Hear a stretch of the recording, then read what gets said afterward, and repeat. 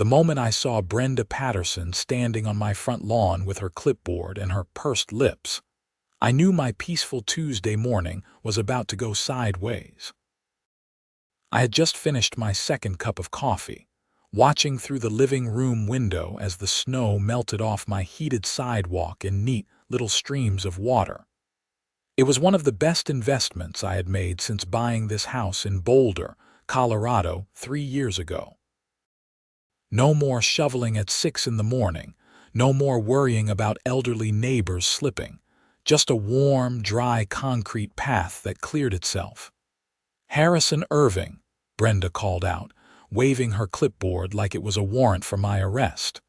"We need to talk about this immediately."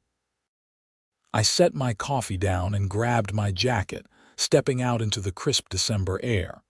The temperature hovered around 28 degrees, and my breath came out in visible puffs. "Morning, Brenda. What can I help you with?" She pointed at my sidewalk with the kind of outrage usually reserved for discovering someone had painted their house neon orange. This heated sidewalk situation is completely unacceptable." I looked down at the perfectly clear concrete, then back at her snow-covered boots. "What about it?" "You cannot just install something like this without HOA approval. It creates an unfair aesthetic disparity in the neighborhood. Other homeowners are complaining that it makes their properties look unkempt by comparison. We had 3 calls about it just this morning." I took a deep breath, reminding myself that losing my temper would only make this worse. "Brenda, I installed this system 2 years ago. Where was the HOA then?" "That's irrelevant." Her face was turning red, matching her puffy winter coat. "It's come to our attention now, and you need to remove it or face daily fines starting at $200. $200? That's insane. The system isn't even visible. It's under the concrete." "The effect is visible, Harrison. That's what matters. Your sidewalk is snow-free while everyone else's has a beautiful, uniform coating of winter white. It disrupts the neighborhood harmony." I stared at her, trying to process what I was hearing. "You want me to remove a safety feature because it makes other people's snow look bad. I want you to comply with HOA regulations." She thrust a packet of papers at me. "You have 72 hours to submit a removal plan or the fines begin, and if you refuse to comply, we'll place a lien on your property." I took the papers, my jaw clenching. "I'll look into this." "See that you do." She turned on her heel, nearly slipping on the patch of ice between my property and the neighbor's sidewalk. I almost warned her, but decided she probably wouldn't appreciate the irony. Back inside, I spread the papers across my kitchen table.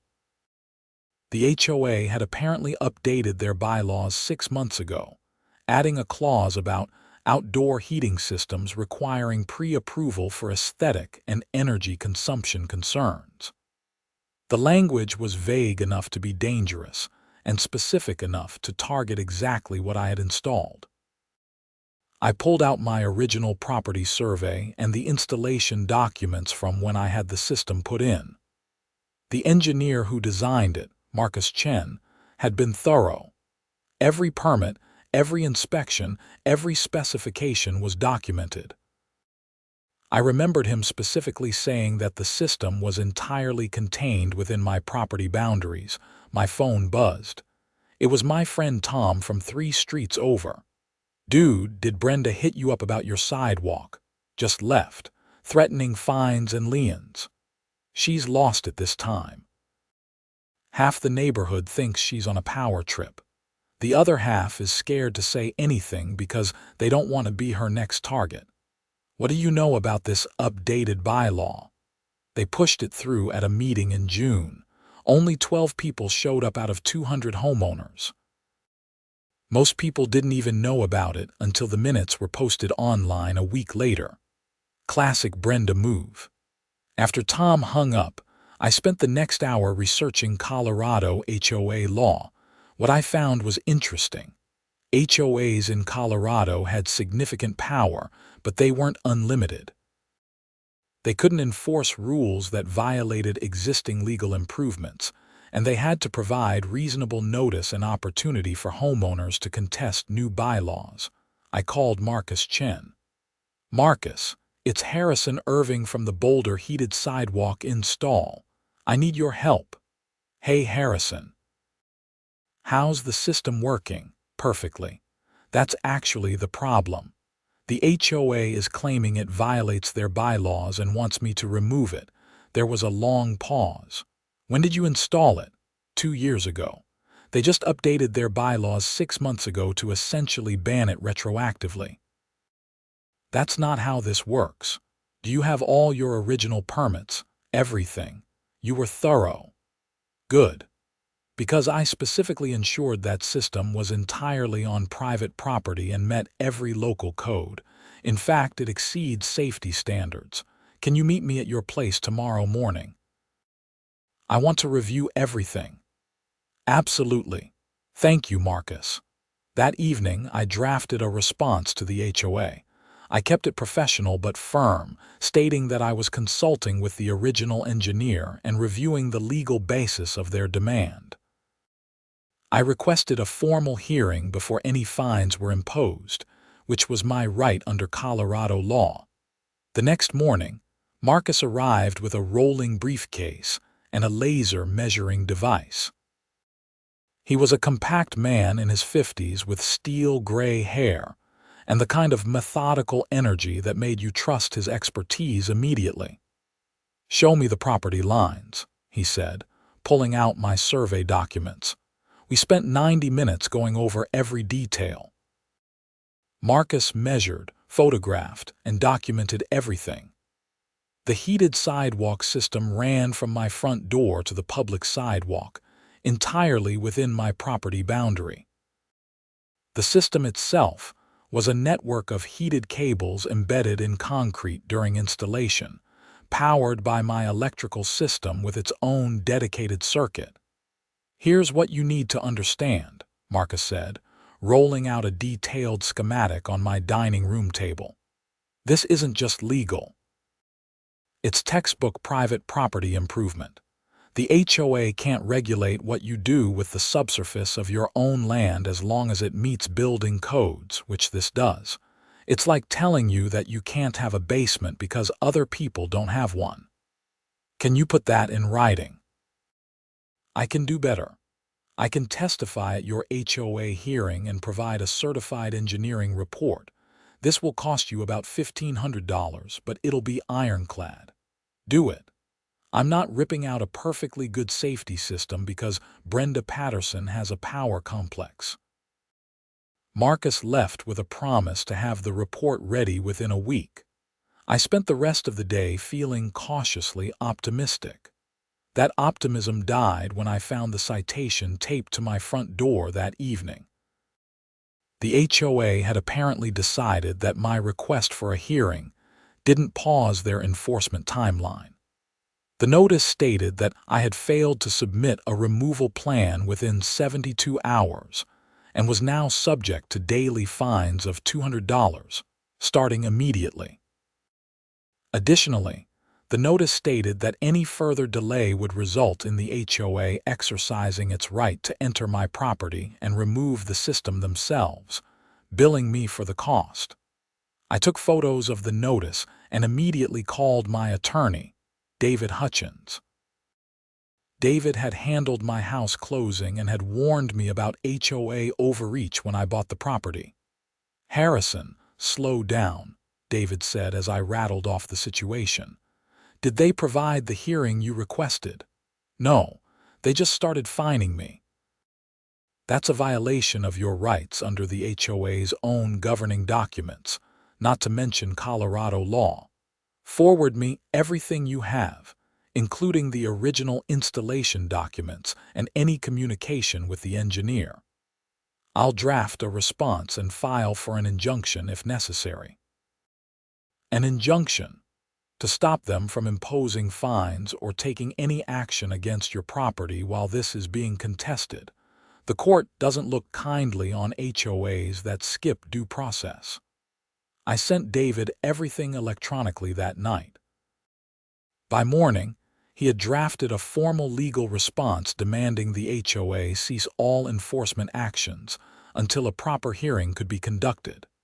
He also sent a copy to the HOA's attorney, a detail that seemed to catch them off guard. Brenda called me at 7 in the morning. "You hired a lawyer." "This is a simple neighborhood matter, Harrison. You threatened to put a lien on my house and started fining me $200 a day without giving me the hearing I requested. That's not simple, Brenda. We're trying to maintain standards here, then maintain them legally. I want my hearing, as is my right." She hung up without responding. An hour later, I received an email from the HOA board scheduling a hearing for the following Thursday evening at 7.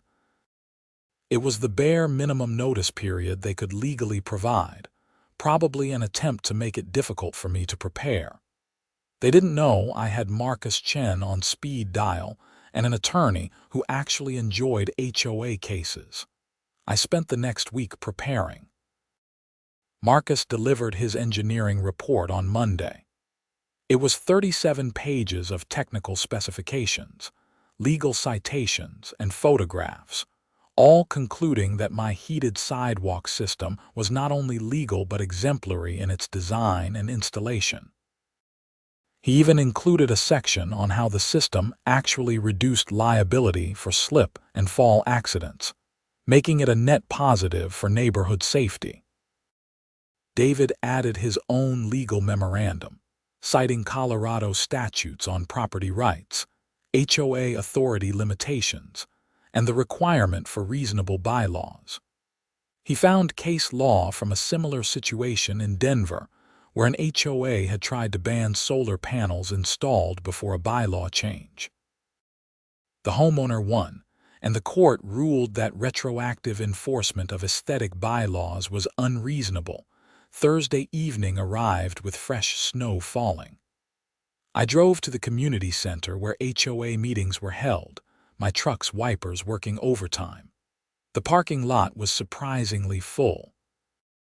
Apparently, word had spread that this hearing might be entertaining. Inside, folding chairs were arranged in rows facing a long table where the HOA board sat. Brenda was in the center, flanked by 4 other board members I recognized from neighborhood events. To my surprise, at least 40 residents had shown up, far more than usually attended these meetings. Marcus and David sat beside me in the front row. Marcus had brought 3 large poster boards with diagrams and photographs. David had a leather portfolio thick with documents. Brenda banged a gavel, which seemed unnecessarily dramatic.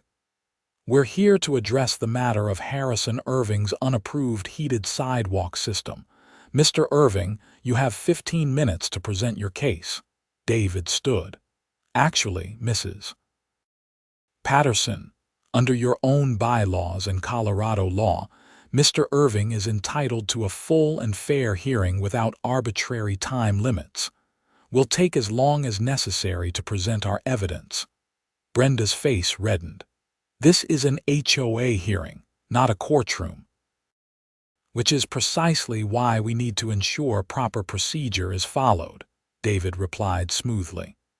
"Unless you'd prefer to move this to an actual courtroom." One of the other board members, a man named Gerald, leaned forward. "Let's just hear what he has to say, Brenda. We're all volunteers here." "Nobody wants a lawsuit." Brenda's lips pressed into a thin line, but she nodded. I stood up, clearing my throat. My heart was pounding, but I forced my voice steady. 2 years ago, I installed a heated sidewalk system on my property.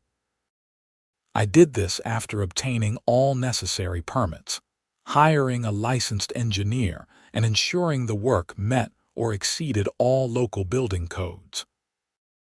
The system has operated flawlessly ever since, providing a safe, clear pathway for not just me but anyone walking past my house, including mail carriers, delivery drivers, and neighbors. Marcus stood and set up his first poster board. It showed a detailed cross-section of my property with the heated system clearly marked within the property lines. I'm Marcus Chen, the licensed professional engineer who designed and oversaw this installation. As you can see, the entire system is contained within Mr. Irving's private property. The HOA has no jurisdiction over private property improvements that meet local codes. Brenda interrupted. But it creates an aesthetic inconsistency.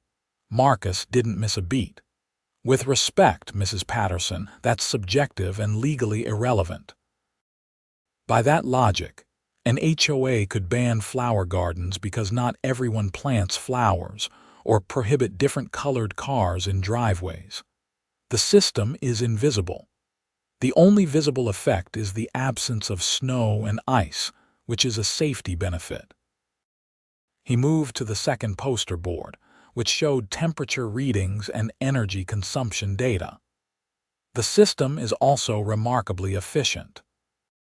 It uses less electricity than running a space heater and operates on sensors that only activate when precipitation is detected and temperatures are below freezing. It's not a wasteful luxury. It's a practical safety feature. David took over next. From a legal standpoint, the HOA's position is untenable. Mr. Irving installed this system before any bylaw existed that could reasonably be construed to prohibit it. Colorado law is clear that HOAs cannot retroactively enforce bylaws against existing, legally compliant improvements. Furthermore, the bylaw in question is vague and overly broad, potentially affecting everything from outdoor lighting to pool heaters. He pulled out a document and held it up. I have here the meeting minutes from June when this bylaw was allegedly approved. 12 people attended out of 200 homeowners. There's no evidence that proper notice was given to the full membership, which is required for bylaw amendments under your own governing documents.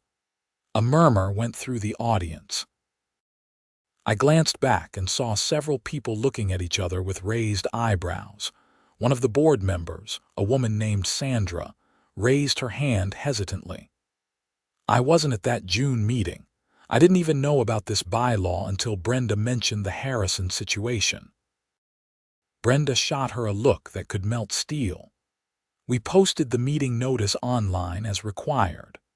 Posting on a website that most residents don't check regularly isn't adequate notice for significant bylaw changes, David countered. Colorado HOA law requires reasonable notice to all members. A single website post doesn't meet that standard, especially for amendments that could affect property rights. Gerald was looking increasingly uncomfortable. Brenda, did we send out a mailing about this? We're trying to reduce paper waste, she snapped. That's not an answer, he said quietly. Marcus set up his third poster board, which showed photographs of other heated driveways and sidewalks in the Boulder area. I've personally installed or consulted on 14 similar systems within a 5-mile radius of this neighborhood. They're becoming increasingly common due to safety and accessibility concerns. Prohibiting them puts the HOA at odds with broader community trends and potentially exposes you to liability if someone is injured on an icy sidewalk that could have been safely heated. That caught everyone's attention. Another board member, an older gentleman named Frank, leaned forward. Liability? What do you mean? If the HOA takes a position that discourages safety improvements and someone is subsequently injured, a plaintiff's attorney could argue that the HOA's policies contributed to the unsafe condition. I'm not a lawyer, but I've seen similar arguments made. David nodded. He's correct. While it's a complex area of law, HOAs have been found liable for maintaining policies that created foreseeable safety hazards. Brenda was looking increasingly cornered. This is ridiculous. The HOA has authority to maintain neighborhood standards. Within reason and within the law, David said firmly. You don't have unlimited authority. Mr. Irving's heated sidewalk doesn't violate any reasonable standard. It's invisible, efficient, safe, and entirely on his property. The only objection seems to be that it works too well. Someone in the audience actually laughed at that. Brenda's face turned an alarming shade of crimson. "Let's hear from the residents," Gerald suggested. "That's why they're here." A woman in the third row stood up. I recognized her as Margaret, who lived 2 streets over. "I think the heated sidewalk is wonderful. I walk past Harrison's house on my morning route, and it's the only stretch where I don't worry about falling. I'm 73 years old. A fall could mean a broken hip." "Why would we want to get rid of something that makes the neighborhood safer?" An elderly man stood next. "I agree. My wife uses a walker. We've stopped taking walks in winter because of the ice. If more people had these systems, we could actually enjoy our neighborhood year-round." A younger woman with a toddler on her hip spoke up. "I think some of you are missing the bigger issue. The HOA is threatening to fine Harrison $200 a day for something he installed legally 2 years ago. That's extortion. What's next? Are you going to fine me for my garden gnomes? Or someone else for having the wrong shade of curtains?" The room erupted in conversation. Several people were nodding vigorously. Others were arguing. Brenda was banging her gavel repeatedly, her face now fully red. "Order, we need order." Gerald stood up, gently taking the gavel from Brenda. "I think we've heard enough. I move that we table this matter pending a full legal review and a properly noticed vote of the entire membership on whether the bylaw in question is even valid." "Second," Sandra said immediately. "You can't just—" Brenda started. "All in favor," Gerald said. 3 hands went up besides his own. Only Brenda voted against. "Motion carries," Gerald said. "Mr. Irving, please accept the board's apologies for this situation. No fines will be imposed, and the HOA will take no further action regarding your heated sidewalk, pending a comprehensive review of our bylaws and procedures." David stood. "I'd like that in writing, please, along with a formal withdrawal of all previous notices and fine assessments." "Of course," Gerald said. He looked tired. "Brenda, can you draft that tonight?" She didn't respond, just gathered her papers and stalked out of the room. The meeting dissolved into clusters of conversation. Several residents came up to thank me for standing up to the HOA. Others wanted to know about installing heated sidewalks themselves. Marcus handed out business cards like candy in the parking lot as snow continued to fall. David shook my hand. "Good work. You came prepared, didn't let them bully you, and brought the receipts. Thanks to you and Marcus. I couldn't have done this alone." "That's the thing about HOA overreach," David said. "Most people can't afford to fight back, so the HOA gets away with it. Brenda Patterson has probably been pulling this kind of thing for years, and nobody had the resources to challenge her." Marcus was packing his poster boards into his SUV. "You know this isn't over, right? She's going to be looking for revenge." "I figured. But at least now the other board members see what she's doing." I drove home feeling vindicated but wary. Marcus was right. People like Brenda didn't just give up when challenged. They escalated. The next morning, I found a nasty note in my mailbox. It wasn't signed, but the handwriting looked suspiciously like Brenda's. It called me selfish, accused me of wasting energy, and suggested I didn't belong in the neighborhood. I photographed it and filed it away. Over the next 2 weeks, small acts of harassment began. My trash cans were knocked over 3 times. Someone egged my truck. The mailbox flag was repeatedly torn off. I installed security cameras, and sure enough, the next incident was caught on video. It was 2 in the morning on a Friday when my phone buzzed with a motion alert. I pulled up the camera feed and saw a figure in dark clothing creeping toward my mailbox. They had a can of spray paint. I called the police and pulled on clothes, heading outside with my phone recording. By the time I got there, the person was speed walking away, but they had already spray-painted HOA violator across my mailbox in red letters. The police arrived within minutes. I showed them the video footage, which clearly showed the vandal's face. Officer Martinez watched the video twice. "Do you know this person? I think it might be connected to my HOA dispute, but I can't be certain of who it is. We'll investigate, file a report. With this video, we should be able to identify them." The vandalism turned out to be a kid from the next neighborhood over. When questioned, he admitted that someone had paid him $50 to do it, showing him a photo of my mailbox and telling him what to write. He described the woman who paid him, and it matched Brenda perfectly, down to the red puffy coat. Officer Martinez called me 3 days later. "Mr. Irving, we'd like to show you a photo lineup. Can you come to the station?" At the police station, they showed me 6 photos of middle-aged women. I immediately identified Brenda. "That's Brenda Patterson, the HOA president.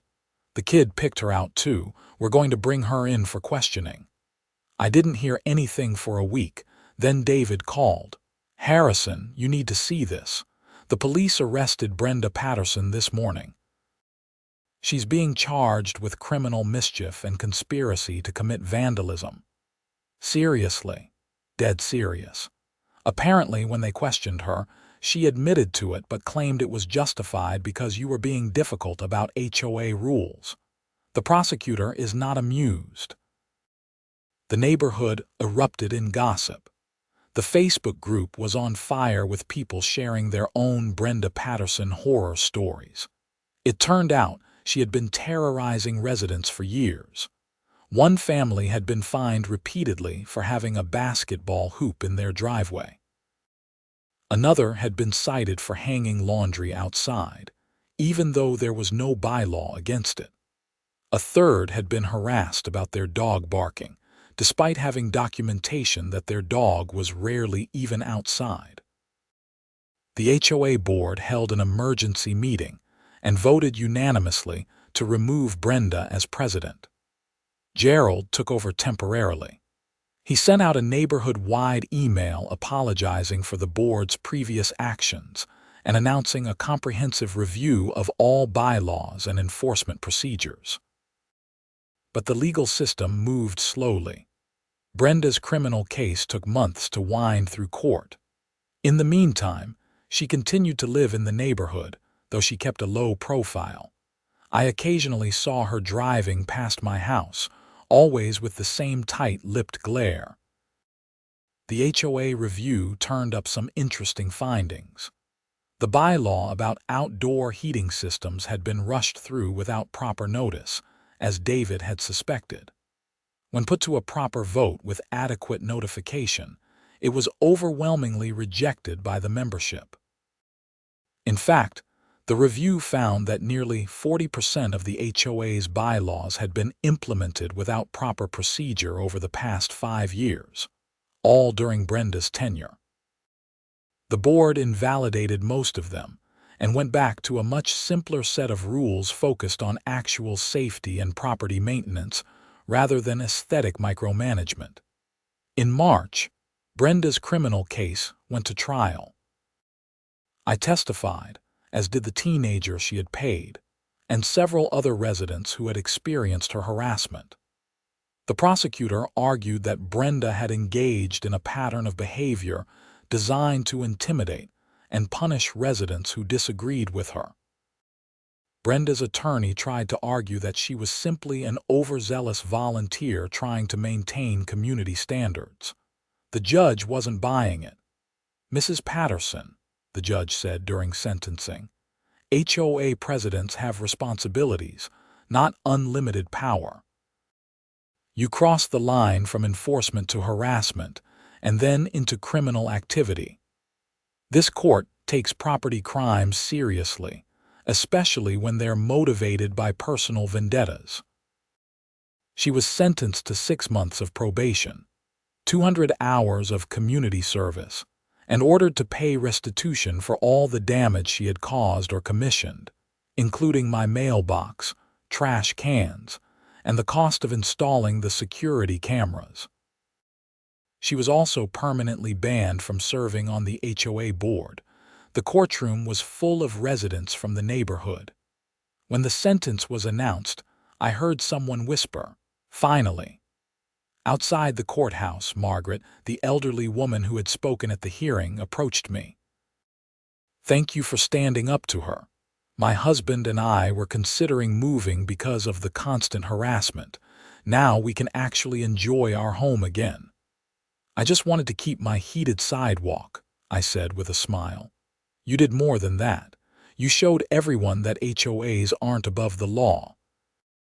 Spring came to Boulder, and with it, a complete transformation of the neighborhood. The new HOA board, led by Gerald, implemented a transparent process for all decisions.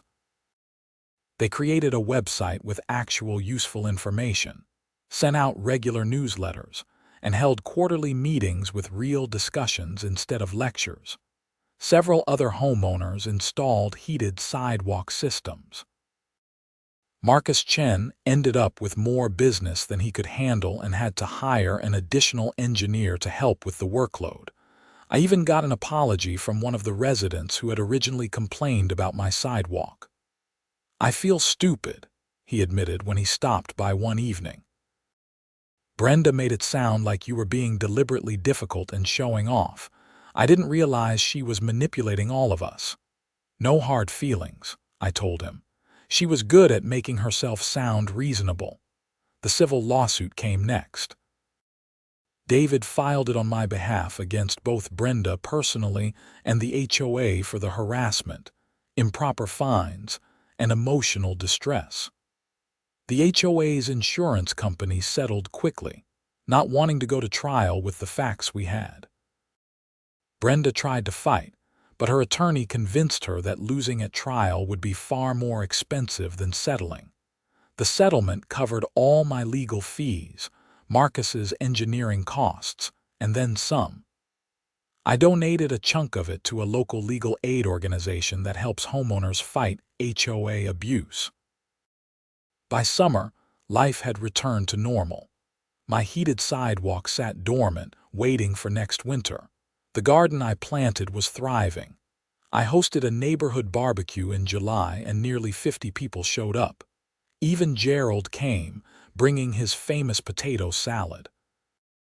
"You know what the funniest part of this whole thing is?" he said, balancing a plate of food. "The neighborhood is actually nicer now. People talk to each other. We help each other out. Before, everyone was just scared of getting a citation from Brenda." "Think she'll ever move?" I asked. "I heard her house is on the market. Can't say I blame her. Hard to live somewhere when everyone knows you vandalized your neighbor's property." I never saw Brenda again after the trial. Her house sold in August to a young couple with twins. They installed a heated sidewalk that winter, and I helped them choose a contractor. The whole experience taught me something important about standing up for what's right. It would have been easier to just rip out the sidewalk, pay the fines, and avoid the conflict. But easier isn't always better. Sometimes you have to fight, not just for yourself, but for everyone else who might face the same abuse. David told me later that he got 3 new clients from the neighborhood, all dealing with HOA issues from Brenda's era. He helped all of them successfully challenge improper fines and citations. The HOA's insurance company eventually dropped them, forcing the board to find new coverage at a much higher rate, which led to even more scrutiny of their procedures. The security cameras I installed never caught another incident. They mostly just recorded foxes, delivery drivers, and occasionally Tom from down the street checking his phone while walking his dog at midnight. One evening in December, as the first significant snow of the season fell, I stood at my window with a cup of coffee and watched the heated sidewalk do its job. The snow hit the concrete and immediately melted, running off in little streams. My neighbors on both sides were already out shoveling, and I felt a brief moment of guilt before remembering that they could install the same system if they wanted. Several had already asked Marcus for quotes. My phone rang. It was Marcus. "Hey Harrison, I'm doing a presentation at the Colorado Engineers Association next month about residential heating systems. Would you be willing to come and talk about your experience? I think it would be valuable for engineers to hear the legal and HOA aspects." "Sure, I can do that." "Great. Bring David if he's available. I want to emphasize the importance of documentation and proper procedures. Your case is going to be a textbook example in my presentations from now on." After hanging up, I realized that my simple desire to avoid shoveling snow had turned into something much larger. It had exposed corruption in the HOA, freed neighbors from years of harassment, changed the dynamics of an entire community, and might even influence how engineers approached similar projects in the future. The doorbell rang. I opened it to find the new neighbors from Brenda's old house, bundled up against the cold. "Hi, Harrison," the wife said. "We were wondering if you had a minute to talk about heated sidewalks. We got a quote from Marcus, but we wanted to hear from someone who actually lives with one." "Is it really as good as it seems?" I smiled. "Come in. I'll make coffee and tell you everything you want to know." As they settled into my living room, shaking snow off their coats, I thought about how far things had come. A year ago, I was being threatened with fines and liens. Now, I was helping neighbors make informed decisions about their own properties without fear of retaliation. The conversation with the new neighbors lasted 2 hours. They had a million questions about energy costs, maintenance, installation disruption, and long-term reliability. I answered everything honestly, showed them Marcus's original documentation, and even pulled up my electrical bills to demonstrate the actual usage. "The best part isn't even the convenience," I told them. "It's the safety. I had a mail carrier thank me last year because she doesn't worry about slipping on my sidewalk anymore. That's worth more than the money I spent." They decided to move forward with the installation. As they left, the husband turned back. "Thanks for fighting the HOA. We almost didn't buy in this neighborhood because of the stories we heard about Brenda. When we found out she was gone and things had changed, it made our decision easy." Winter settled in fully over the next few weeks. The heated sidewalk performed flawlessly through 3 major snowstorms and countless smaller ones. I never once picked up a shovel. More importantly, I never once worried about someone getting hurt on my property. The neighborhood transformed too.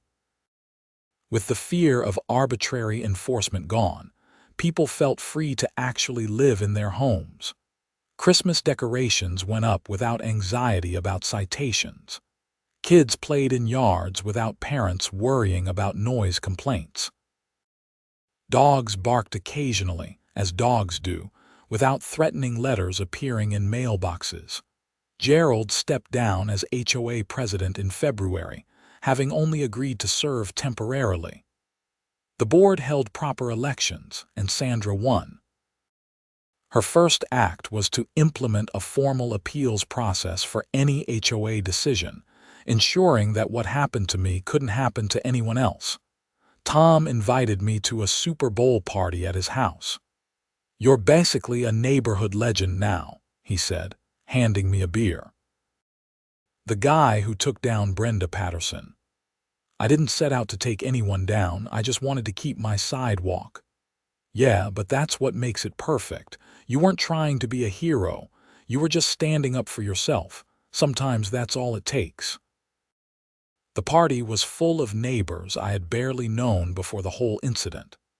Now I knew their names, their kids' names, their dogs' names. The HOA crisis had paradoxically brought the community together in a way that Brenda's iron-fisted rule never had. In March, I spoke at Marcus's Engineer Association presentation. The room was full of engineers, architects, and contractors, all interested in the legal and practical aspects of residential heating systems. I told my story, emphasizing the importance of documentation, permits, and proper procedure. If I hadn't had every piece of paper in order, I said, this could have gone very differently. Marcus's thoroughness saved me. When the HOA challenged the installation, I had proof that everything was done legally and correctly. During the question and answer session, someone asked, "Would you do it again, knowing what you know now?" "Absolutely," I said without hesitation.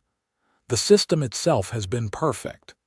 The HOA situation was unfortunate, but it exposed problems that needed to be addressed. And honestly, it taught me that private property rights matter. HOAs serve a purpose, but they're not dictatorships. David added his perspective about the legal framework. HOAs in Colorado have significant authority, but it's not unlimited. They must follow their own bylaws, provide due process, and respect existing legal property improvements. Homeowners have rights, but they need to know what those rights are and be willing to defend them. The presentation was well received. Several engineers approached me afterward to discuss similar situations they had encountered. One architect from Denver told me about a client facing HOA pushback over solar panels. I gave him David's contact information. Spring brought renewal to the neighborhood in more ways than one. Gardens bloomed, kids rode bikes, and the community felt genuinely healthy for the first time in years. The HOA board functioned as it should, handling actual issues like maintenance of common areas and neighborhood safety, rather than harassing residents over petty aesthetic complaints. I saw the teenager who Brenda had paid to vandalize my mailbox at a local grocery store. He was working as a bag boy. When he recognized me, he looked terrified. "Mr. Irving, I'm so sorry about..." I held up a hand. "You testified truthfully and took responsibility. That takes character." "How are things going?" "Better. I learned my lesson about taking money from random people to do shady stuff." "Good. Keep your nose clean." He nodded earnestly and rushed off to help another customer. I hoped he really had learned from the experience. Being young and stupid shouldn't define your whole life. Summer arrived with perfect Colorado weather. My heated sidewalk lay dormant, invisible beneath the concrete, waiting for winter. Sometimes I forgot it was even there. But every time I walked across it, I remembered the fight it had taken to keep it, and I felt a sense of pride. The neighborhood 4th of July block party was the biggest in years. Sandra announced that HOA dues were actually going down because the board was no longer wasting money on petty enforcement and legal fees. Someone started a chant of "No more Brenda," and everyone laughed, but it was good-natured rather than mean. We had all moved on. In August, I got an email from a homeowner in Fort Collins facing a similar HOA dispute over a geothermal heating system. He had read about my case in a local news article and wanted advice. I connected him with David and Marcus and shared my documentation as a template. "Pay it forward," David told me. "You had resources to fight. Not everyone does. Helping others challenge HOA overreach makes the whole system better." I started getting these requests occasionally, becoming an accidental advocate for homeowner rights. I never sought the role, but I didn't shy away from it either. If my experience could help someone else avoid harassment or abuse, it was worth the time. By fall, life had settled into a comfortable routine. Work was going well. My house was exactly as I wanted it. The neighborhood was peaceful. The HOA functioned properly, handling real issues without drama or overreach. November brought the first snow, and my heated sidewalk activated automatically. I watched from the window as snowflakes hit the warm concrete and melted instantly. It never got old. A knock on the door interrupted my observation. It was Margaret and her husband, the elderly couple who had spoken up at the hearing. "We wanted to thank you properly," Margaret said, handing me a pie. "Homemade apple, and we wanted to tell you that we're installing a heated sidewalk this week. Marcus is doing the work." "That's wonderful, you'll love it, we know. We've been walking past yours all winter for 2 years now, wishing we had one, but we were always too scared to ask because of Brenda. Now we can just do it." Her husband added, "That's the real gift you gave everyone.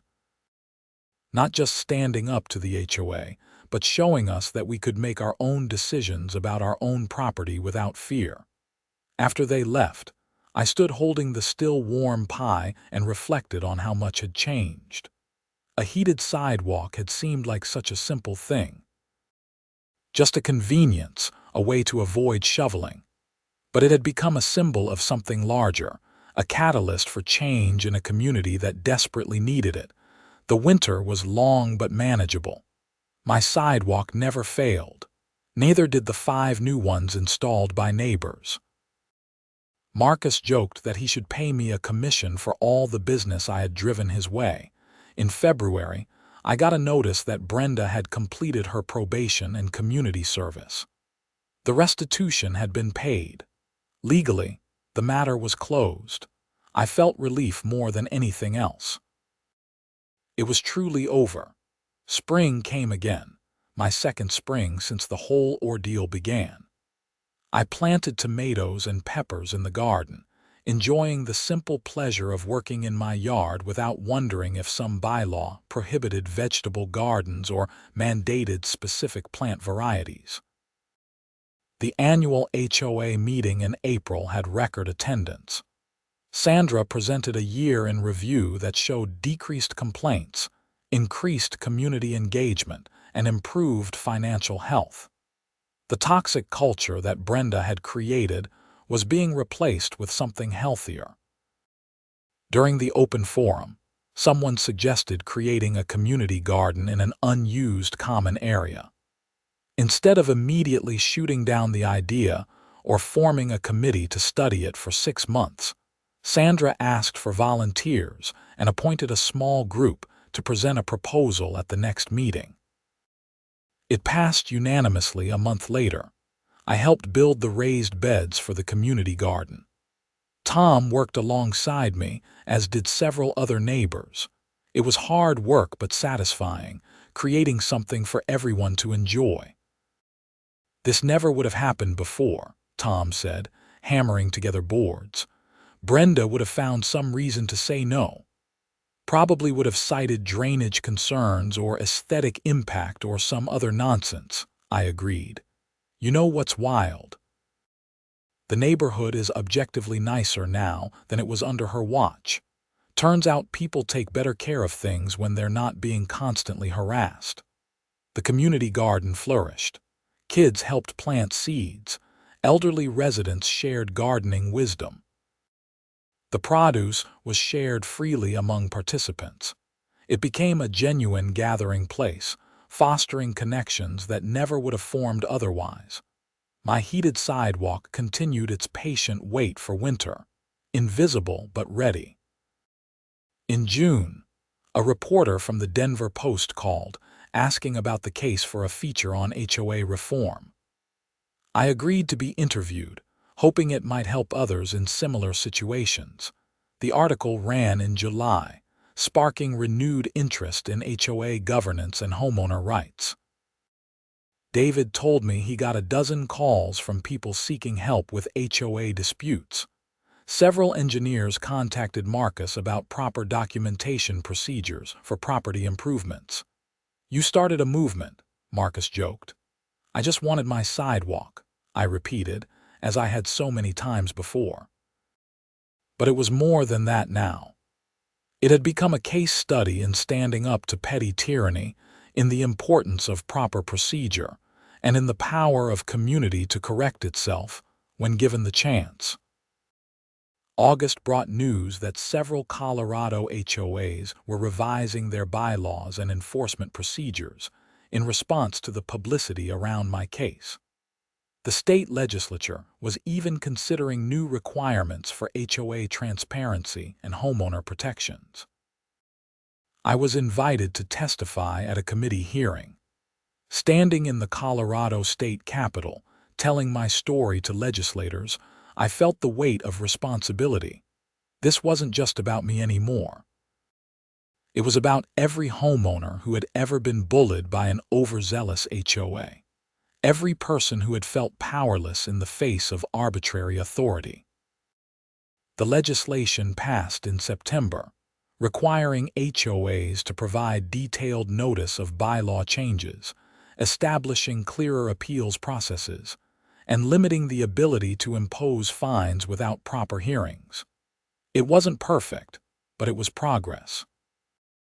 When winter came again, I watched the snow melt on my heated sidewalk with a deeper appreciation.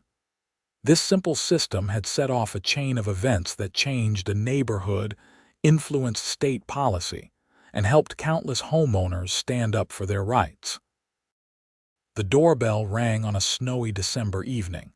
I opened it to find a family I didn't recognize, holding a plate of cookies. "We're the Johnsons," the father said. "We just moved in 3 streets over. We heard about your heated sidewalk and the whole HOA situation. We wanted to thank you. We almost didn't buy in an HOA neighborhood because of bad experiences elsewhere, but everyone we talked to said this one was different now, and they told us why." "Welcome to the neighborhood," I said, accepting the cookies. "You'll like it here. It's a good community," and it was. Not perfect, but good. Real.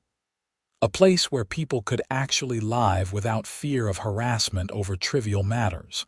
A place where the HOA served the community rather than ruling over it. As the Johnson family walked back to their car, carefully navigating the snowy sidewalk, I thought about everything that had happened. The conflict, the stress, the legal battles, the eventual triumph. It had been exhausting and expensive and frustrating. But standing there, watching my heated sidewalk do its simple job of keeping people safe, knowing that my fight had made life better not just for me but for everyone in the neighborhood, I knew without question that it had been worth it. The snow continued to fall as I closed the door, leaving the outside lights on to illuminate the clear, safe path through my property. Tomorrow would bring new challenges, new opportunities, new moments of connection with neighbors I now genuinely knew and cared about. But tonight, I was simply grateful. Grateful for the engineers who build things right, for the lawyers who defend property rights, for the neighbors who stand together, and for the simple freedom to make choices about your own home without fear. The heated sidewalk hummed quietly, invisible and reliable, doing exactly what it was designed to do. Just like a good HOA should, serving its purpose without drama or overreach, protecting and maintaining without harassment or abuse. I poured a glass of wine and settled into my favorite chair, watching through the window as the snow transformed the neighborhood into a winter wonderland. My sidewalk remained stubbornly clear, a small rebellion against the weather and a lasting reminder that sometimes the most important battles are fought over the simplest things. Because it was never really about the sidewalk. It was about the right to live in your own home on your own terms, within reasonable boundaries, without arbitrary authority dictating every detail of your life. It was about community built on respect rather than fear, about leadership that serves rather than dominates. The phone rang one last time that evening. It was Sandra from the HOA. "Harrison, I wanted to let you know that the board just voted to recognize you with a Community Service Award at next month's meeting. Your actions led to real, positive change." "That's not necessary," I started to say. "Maybe not, but we're doing it anyway. You stood up when it was hard, when it would have been easier to give in. That deserves recognition. After hanging up, I sat in the quiet house, surrounded by the warmth and comfort I had fought to protect. The heated sidewalk continued its work outside, melting snow that would have otherwise accumulated into a hazard. Simple, effective, legal. Mine, and nobody, not Brenda Patterson or any other petty tyrant, could take that away. Not anymore. Not ever again.